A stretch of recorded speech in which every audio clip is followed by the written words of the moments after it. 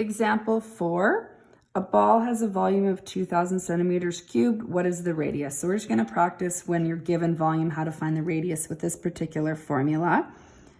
Because there's that fraction in the formula, we want to make sure that you can do the arithmetic. So you know the volume, you're plugging that in for V pi r cubed.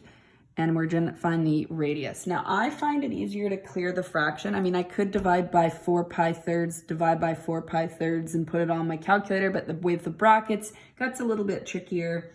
You can multiply by the reciprocal when you're dividing fractions, but I still find it easy just to clear that fraction. So if I times this by 3 and times this by 3, so that allows this fraction to be gone. 3 times 2,000 is 6,000, 4 pi r cubed. And now you can divide off the 4 pi. So dividing by 4 pi, remember when you've got two numbers in the bottom, when you're dividing in your calculator, you need brackets. So even if you don't write the brackets in your work, that's okay, but you do have to type them into your calculator.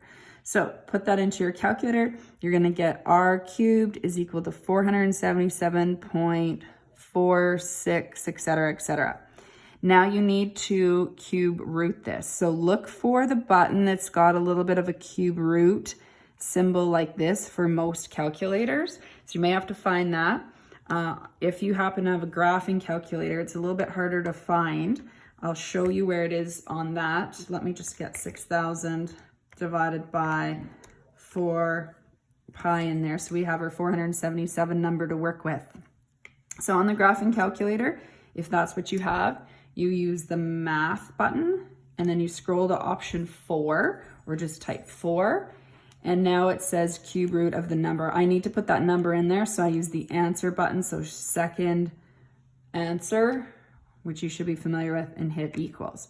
So 7.815, we'll just round it to 7.8. It doesn't say how many decimals here, 7.8 centimeters.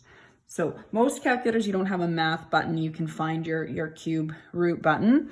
It'll look like this. It's usually around the square root button.